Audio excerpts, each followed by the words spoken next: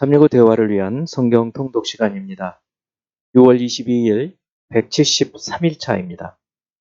읽으실 말씀은 시편 86에서 88편이고 묵상하실 본문은 86편 1에서 17절입니다. 말씀의 개요입니다. 시편은 창조자이시고 통치자이신 하나님이 그의 양과 백성에게 그의 율법을 주셔서 바른 길을 제시함으로 복되게 살게 하시는 노래입니다. 시편은 하나님의 다스리심 뿐만 아니라 그의 양과 백성이 어떻게 반응하며 살아야 하는지도 보여줍니다. 시편이 보여주는 하나님 나라에 속하여 사는 인간의 반응을 세 가지로 요약해 볼 수 있습니다. 첫째, 주님의 다스리심을 기뻐하며 찬양하는 것입니다.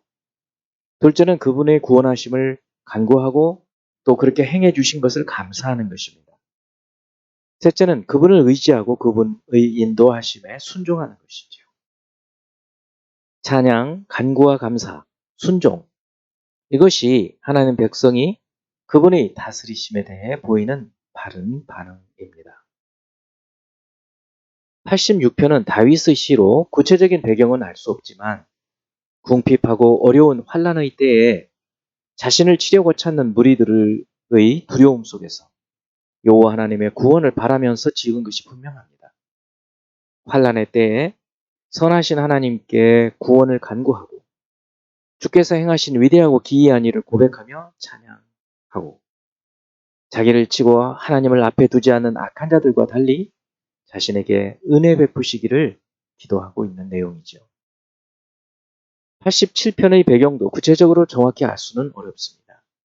애굽과 바벨론과 블레셋과 두로와 구스는 언급하고 있지만 아수르에 대한 언급이 없다는 점에 근거해서 히스기야 시대나 포로 귀환 이후에 쓰여졌을 것이라는 견해가 모두 설득력이 있어서 두 시기 모두를 염두에 두고 읽을 필요가 있습니다. 라합은 애굽 신화에 나오는 바다 괴물로 하나님께 대적하다 망한 애굽의 별명으로 쓰이죠. 시온성의 영광을 노래하고 시온을 중심으로 세계적인 구원이 있을 것을 예언하는 내용입니다. 88편은 고라 자손의 시, 곧 에스라인 헤만의 마스길, 인도자를 따라 마할랏 르안롯에 맞춘 노래라는 긴 표제를 가지고 있습니다. 고라 자손과 함께 에스라인 헤만이라는 이름도 나오죠. 이것은 고라 자손의 찬송 시를 묶은 시 선집에 에스라인 헤만이 지은 시를 포함시킨 것으로 볼 수 있습니다. 에스라인의 시는 88편과 89편이 있고 이 에스라인은 포로 귀환 때의 지도자 에스라와는 관계가 없고 열왕기상 4장 31절에 등장하는 솔로몬 시대의 예스라와 동일 인물로 생각이 됩니다. 그 예스라 사람 중에 에단, 헤만, 갈골, 다르다가 있었던 것입니다. 마할랏 르안롯에 맞춘 노래는 마할랏 레안노트, 고통스러운 질병이라는 당시에 잘 알려져 있었던 슬픈 노래의 곡조로 연주하라는 말이죠. 주야로 주님께 기도하며 죽음에 처한 자신의 처지를 고백하고 이와 같은 일이 주님의 징계임을 깨닫고 두 손 들고 고백하고 죽음에 이르는 주님의 진노하심을 탄식하며 기도하는 내용입니다. 이제 예수 그리스도를 닮아가고자 하는 우리 목표를 향한 여행을 위해서 질문하고 대답하는 시간을 갖습니다. 첫 번째, 86편 2절. 나는 경건하오니 내 영혼을 보존하소서. 내 주 하나님이여 주를 의지하는 종을 구원하소서.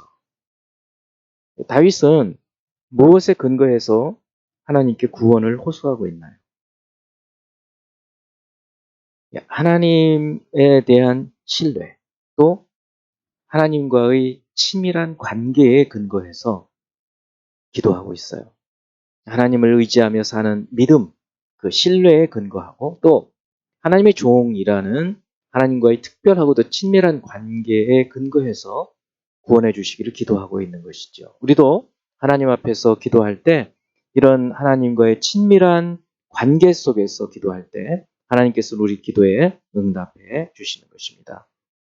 두 번째, 시편 86편 11절입니다.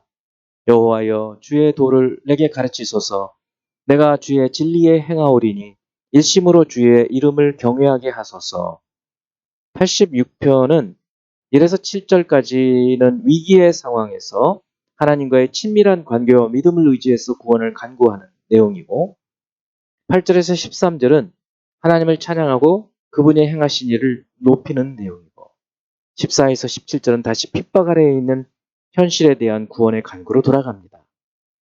이 점에서 이 시의 가장 핵심인 11절의 결심과 의지가 무엇인지 그것이 왜 중요한지를 한번 생각해 보기 바랍니다.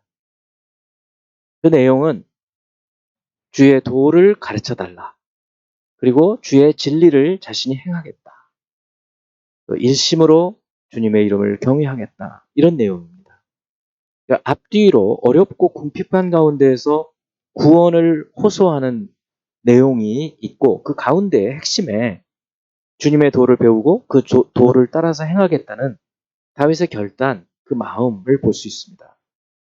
우리도 극심한 어려움, 환난 가운데에서 그저 우리 마음대로 사는 것이 아니라 오히려 주의 말씀을 배우고 가르쳐 달라고 하고 또 진리를 따라서 살겠다는 그런 결단이 있을 때 하나님께서 우리의 삶을 선하게 인도해 주실 줄을 믿습니다.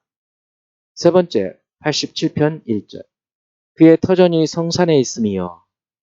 여기서 그는 누구이고 터전은 무엇을 의미하고 어떤 의미를 가질까요? 그는 우리 하나님을 말하죠. 터전은 기초를 말합니다. 하나님의 기초가 성산인 시온산에 있다라는 말이죠. 그래서 하나님께서 그의 기초, 기본이 되는 곳을 이 거룩한 산, 시온산, 예루살렘에 세웠다라는 말씀입니다.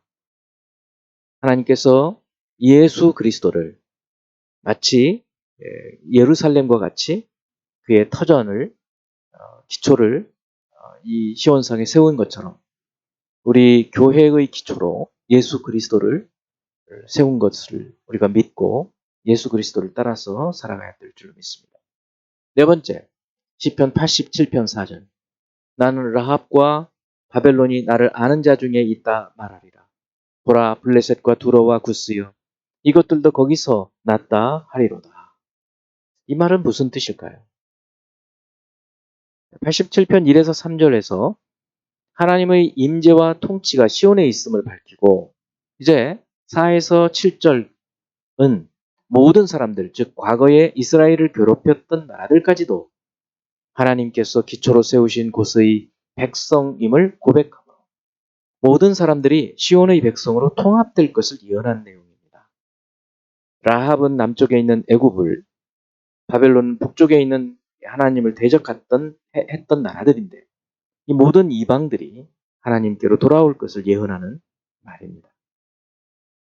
다섯 번째, 88편은 이 88편에서 시인은 어떤 상황에서 구원의 하나님 여호와께 간구하고 있나요?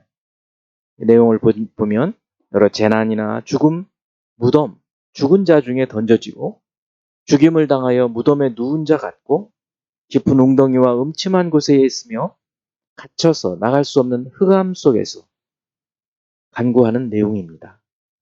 이처럼 우리가 아무리 사방에 막혀 있고 구원받을 것이 없는 것 같은 극심한 어려움 가운데 있다 하더라도 우리 구원자이신 여호와 하나님 예수 그리스도를 인하여 그 하나님 앞에 간구하는 저희들이 되어야 할 줄로 믿습니다. 이제 한 구절의 말씀을 묵상하며 교훈으로 삼고 기도하는 시간을 갖습니다. 시편 86편 11절. 여호와여 주의 도를 내게 가르치소서. 내가 주의 진리에 행하오리니 일심으로 주의 이름을 경외하게 하소서. 우리가 어떤 상황이든지 어려운 상황, 낙심된 상황, 소망이 없는 것 같은 상황, 어떤 상황 속에서도 무의미하게 보이는 그런 일상 속에서도 우리가 말씀을 묵상해야 하는 것은 그리고 하나님께로부터 우리가 주의 도를 가르침 받고 배워야 하는 것은 그렇게 함을 통해서 우리가 하나님을 경외하게 되고 다시 하나님의 형상으로 회복이 되고 하나님께서 우리에게 분부하시고 원하시는 뜻을 헤아려 알아서 살아갈 수 있게 되기 때문입니다. 이제 기도하는 시간을 갖습니다. 하나님 아버지, 매일매일 같은 시간, 매일매일 같은 날이라도 주께서 우리에게 주신 이 소중한 생명을 귀하게 여기게 하시고 그 소중함을 하나님 말씀을 통해서 순간순간 깨닫는 저희들이 되게 하시고 그 말씀을 의지하여 살아가게 하시며 말씀을 통해서 주의 이름을 경외하며 살게 하여 주옵소서. 예수 그리스도 이름으로 기도합니다. 아멘.